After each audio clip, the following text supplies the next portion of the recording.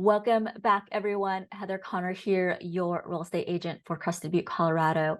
I'm an agent with Real Broker and your co-host here on The Good Life Show. Today, I want to discuss a topic that is rarely understood. However, it has such an integral impact on the health and vitality of your real estate business. So let's jump into it. What we're talking about is email deliverability. And today I'm going to give you all of the tools and the framework that you need on understanding how to decode email deliverability. And the end result will be how to get your email content into your client's primary inbox. This webinar is for you if you have a brand new email account and it needs to be warmed up. You have a healthy account, but you want to start increasing your email cadence, or you might find out you actually have a blacklisted or a cold account. So first, let's talk about the importance of email deliverability for you as real estate agents. Email deliverability is different than open rate. Open rate is when potential clients see your email and they decide that it's intriguing or useful enough to open and read the contents. Email deliverability is the positioning of your email, meaning does it land in the main inbox, promotions, or spam box? Does your potential client even see your email to be able to make the decision on whether to open it? The game plan for today is we're first going to find your status, and then we're going to be lame.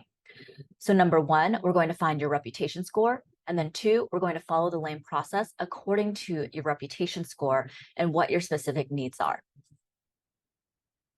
So what is a sender reputation score? Your sender reputation score is much like your credit score. While banks view your credit score as a factor in determining loan eligibility, your sender reputation score is a factor in determining main inbox eligibility. We're going to utilize two tools to determine your score and also to see if you are currently blacklisted: mxtoolbox.com and then mail-tester.com. Let's start with MX Toolbox. When you get to the site, you'll see the screen will look a lot like this, and you'll see an area where it says domain name, and you'll simply enter your email address right here. And then number two, MX Lookup, click on that, and it's going to give you a result that looks a lot like what you see in the lower right. Now, this is a new email address that I haven't been using, and I haven't completed in the authentication process. So what you'll see is it's saying the DMARC records have not been published, which was accurate then. The DMARC policy is not enabled, and the DNS records were published, so that's a positive. The next is we're going to run a blacklist test. And then what we're going to do is move over to where it says blacklist in the main menu.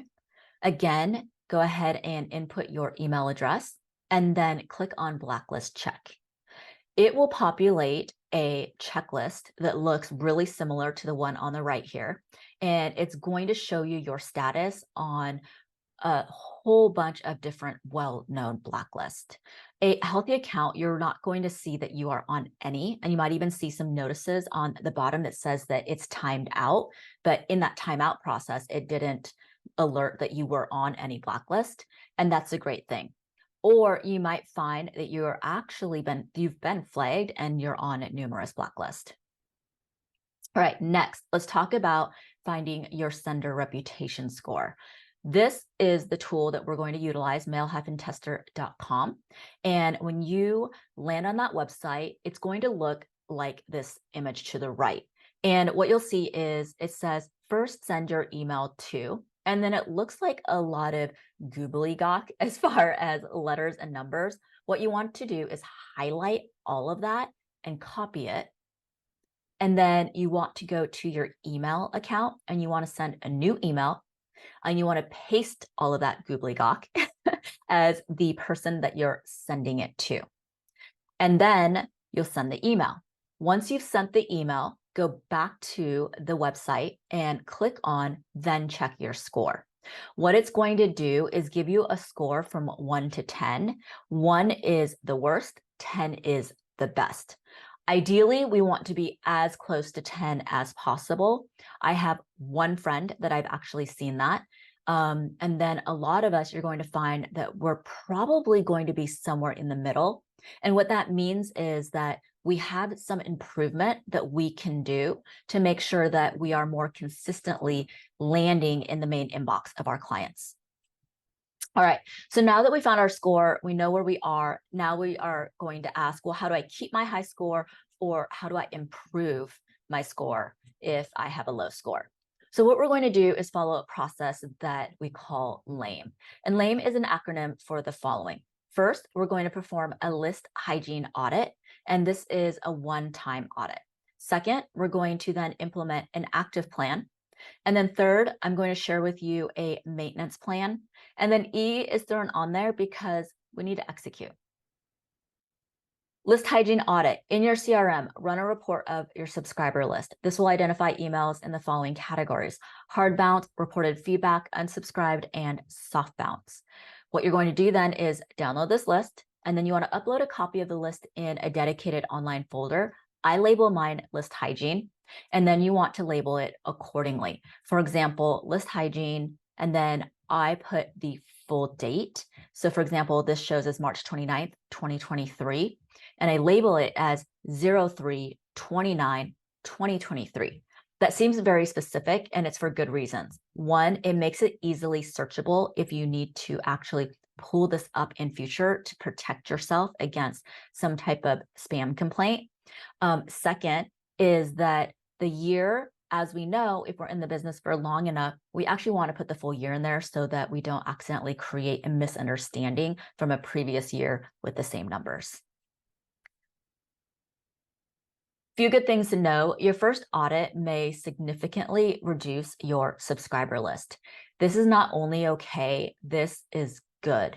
These people were not engaging, and thus they were lowering your reputation score. How to make sense of this is that continuously sending emails to undeliverable and bounced emails, it flags you as spammy activity. Now let's talk about how to handle inactive emails that you're hesitant to delete. What I would do is, prior to deleting, I would send them an email re-engagement campaign. This campaign works well as a 3-email campaign, and it would consist of a notification email, a follow-up email, and then a final notice. All right, so now let's talk about the A, which is active plan strategies. And this includes double opt-in, consistency, DNS settings, spam trigger words, and spam can laws. The active plan, it includes multiple factors that we want to take into account, such as your IP and your domain reputation. The domain reputation from Gmail does not offer specific clear data, just kind of low, medium, or a high score. And I would think other email providers are similar, but I'm not positive on that. And let's talk about then double opt-in. Now, the first strategy, double opt-in. We want to use double opt-in to gauge intent of your subscribers.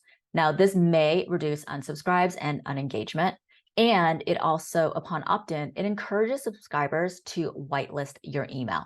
And whitelisting your email means they drag your email from the promotions into the primary inbox. Let's also talk about consistency. You want to limit erratic email behavior. You want to commit to a cadence, and that includes your sending volume, your frequency. You want to be consistent. You don't want to ghost and then love bomb. DNS settings. Each domain has a score for sender reputation.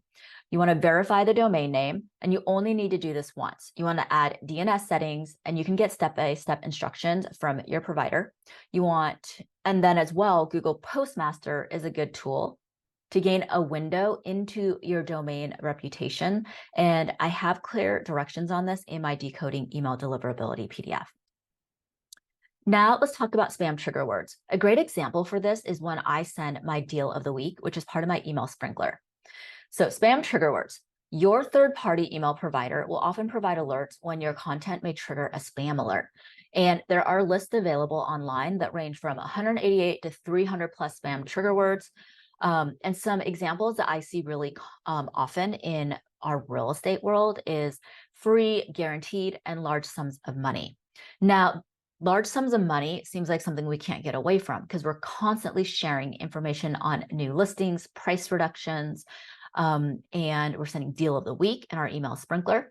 So I noticed that whenever I was sending my email, that my email would give me a notice that said, hey, here is a spam alert. you are sending an email that says huge sums of money, and we don't like it. And we think that by you doing this, it's going to cause you to start ending up in the spam box of your clients. So there's actually a really cool way that we can handle this. We're going to talk about it later. All right, now let's talk about SpamCan laws. You want to stay out of email jail. You want to know what SpamCan law is. So for example, a few that we would want to know about would be, don't hide the unsubscribe link. Make it easy for them to unsubscribe so they don't just report you as spam. You want to add a physical address so that it shows on your email. And then you want to make sure that your subject line matches your content so that people don't feel bamboozled, like they were expecting one thing and then they got something else, and so forth. Now that we talked about the active plan, let's talk about the maintenance plan. Most CRMs don't have a built-in email hygiene option. So what we do is we have to handle it manually. And something that's really helpful is utilizing the email deliverability checklist. You want to create a digital folder with the weekly downloads of all your removed emails. And this is a great job for an assistant or a VA. And we have an example Google Doc or a Google form that we use that makes it really easy for someone else to handle this on your behalf. And then E of the lane plan, you have to execute. This process allows you to get better results without doing more email work. And as we know, the name of the game is optimization. And if you're anything like me, I love to hand anything off to anybody else that I can once I can. And so I would suggest that you take this video recording and all of these resources and you send this to your operations person or an assistant that you have that can implement things on your behalf. Okay, guys, I know we covered a lot, but this is a great format to follow to make sure that you are keeping your list clean and that you're following a good format to make sure that when you do take all that time to send an email to your database, that they're actually seeing it and they have the option to open it.